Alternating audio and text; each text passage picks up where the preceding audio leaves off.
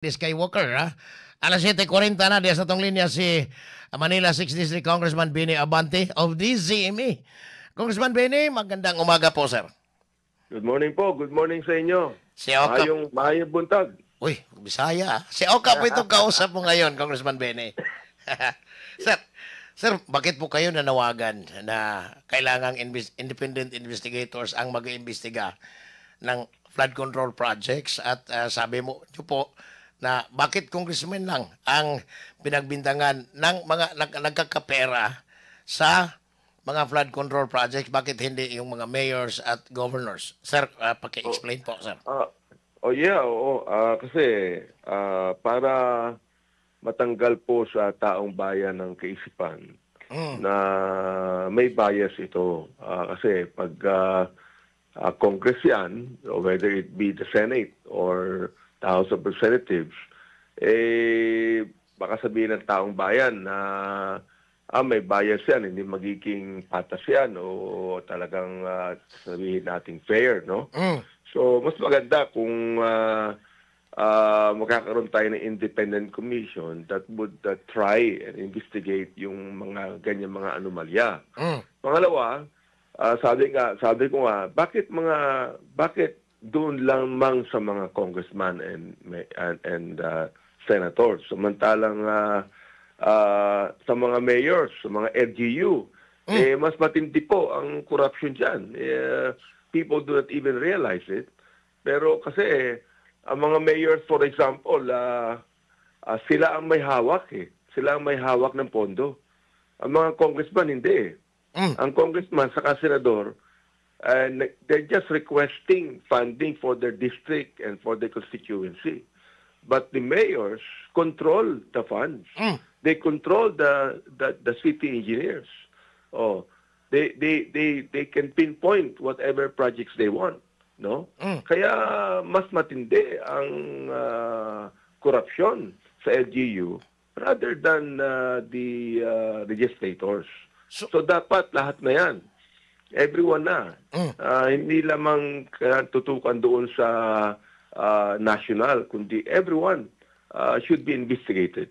So, Congressman Benny, ito po ba'y yung nangyari kahapon kay Congressman Livesti ng isang district engineer na pinahuli niya, pina-entrap niya doon sa kapulisan ng Batangas. Ito po ba'y nagbibigay ng linaw at ng mga congressmen na yung mga district engineer ang nag-originate ng corruption kasi binribe niya ng 3.9 million sa 150 million na project, flood control projects, para po hindi maimbestiga dyan sa mababang kapulungan, Congressman Benny. Actually, I do not know if I can say na yung district engineer is acting alone. Ako nga, to my surprise, no, merong ganyang district engineer na mag-o-offer ng million sa isang congressman, bagong neophyte congressman, na mayaman pa. Mayaman pa. Anak yan, senadora. I was thinking he was not acting alone. May gumagamit dyan behind the scene. Kaya kinakailangan maganda yung ginawa ni Congressman Livesti na in-expose niya yan, and he is charged in court. Siguro kung ako magsasuggest, I want the DE to expose na kung sino yung behind that.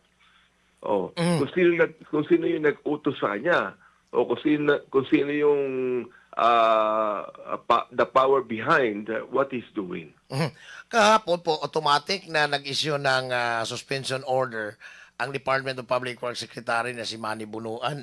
Congressman Benny, dapat po ba yung mga district engineers, maliban po sa suspended na si Engineer Calalo, Abelardo Calalo, dapat po ba, ano po bang suggestion nyo dyan sa DPWH para sa mga district engineers na nasa iba't ibang distrito, pati na po yung mga regional directors, kasi sila po ngayon ang parang pinagbintangan na nagbibigay ng malaking halaga doon po sa mga contractors at sa mga congressmen, at including sana ma-include na po yung mga senador at kasama yung mga mayors at governors.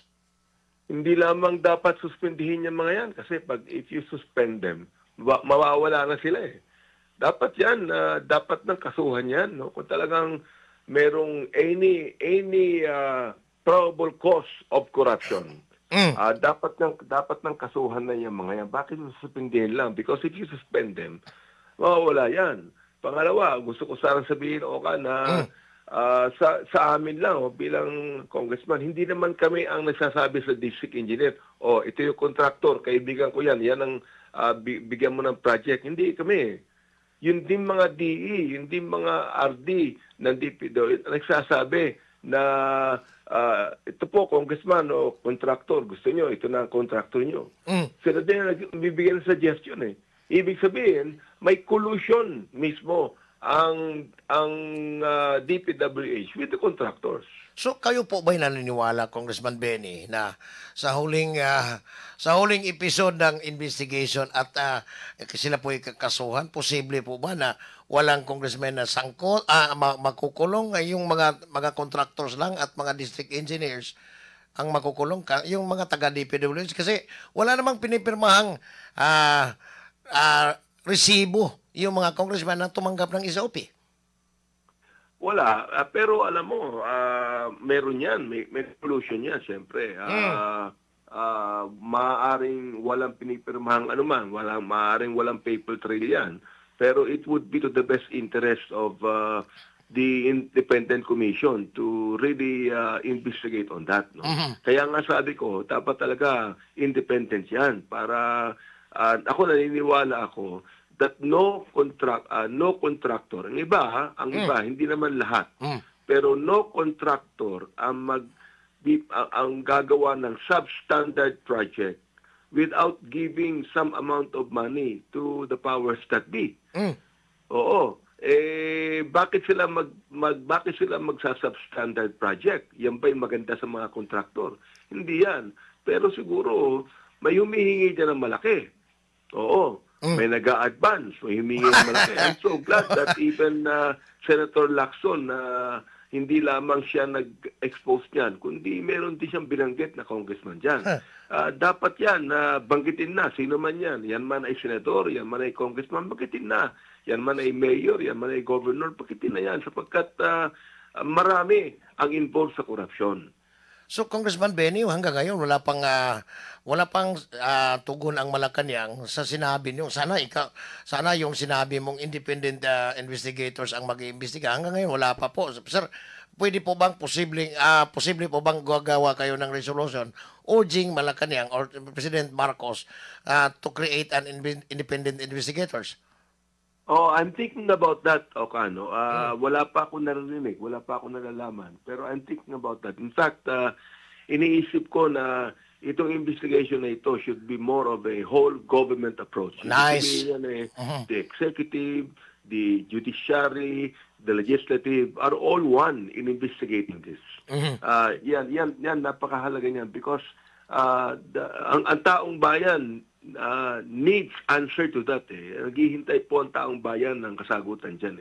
Oo. So, Congressman Benny, ito po ay flood control projects lang. Maraming mga infrastructure projects ang ginawa o doon po ipagawa sa Department of Public Works and Highways like DepEd, yung mga classrooms, yung mga kalsada, yung mga national highways.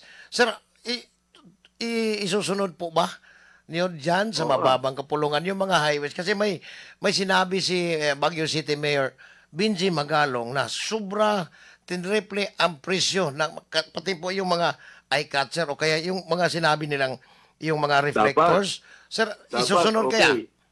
Dapat hindi lang flood control.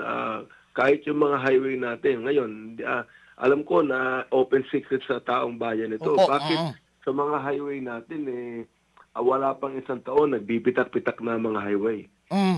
Bakit ganon? Ako sa distrito ko, nagpagawa ako ng daan, semento ako ng daan, 7 taon na, okay pa Okay. Bakit? Because it's not substandard. Ngayon, yung highway for example, kapag bumitak na yan, wala pang isang taon, popondohan na naman yan. Kahit hindi pa bumitak, sir, ha? Sinira Kikita na naman yan. Hindi lang yan, kapatid, hindi lang yan, ha?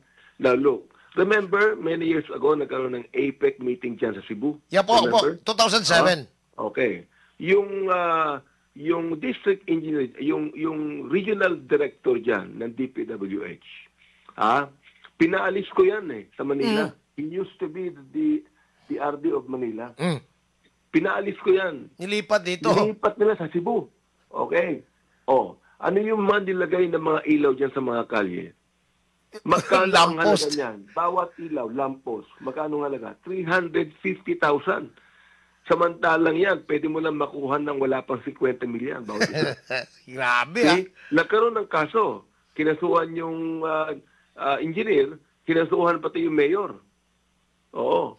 Ganun mga bagay, even yung mga lamppost, dapat yan, bisigahan yan sapagkat kumikita ang mga mayor dyan, kumikita ang mga politiko dyan, kumikita ang mga DE dyan. Bishop Bini, sir, sa tingin ko po, dapat mag-create yung legislation na ang gagawin nyo dyan sa mababang kapulungan, ang mag-iimbestiga sa mga proyekto ng iba't ibang ahensya ng gobyerno kasi hindi lamang siguro DPWH ang nag-implementa ng mga pondo ng gobyerno na may mga substandard o overpriced.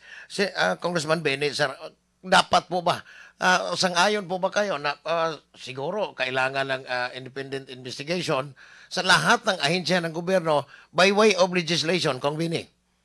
It might be, pero alam mo, ang Senado, saka ang House of Representatives, meron silang oversight committees Yeah. Meron kaming oversight committee that can investigate.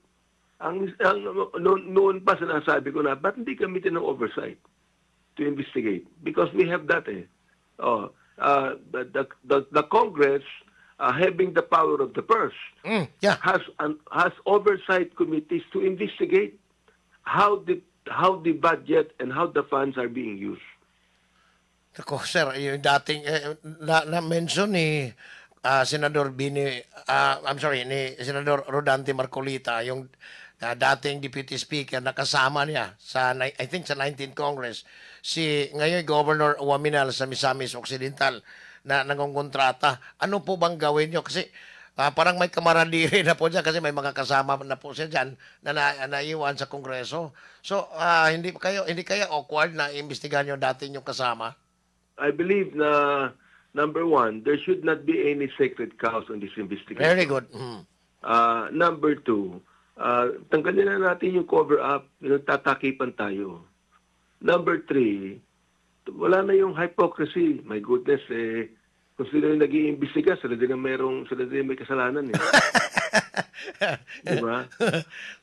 Wala na yung cover-up, wala na yung kasi mga hypocritical, naniniwala mo ba ang taong bayan na yan, nag-iimbestiga yan, wala kasalanan yan, malinis yan.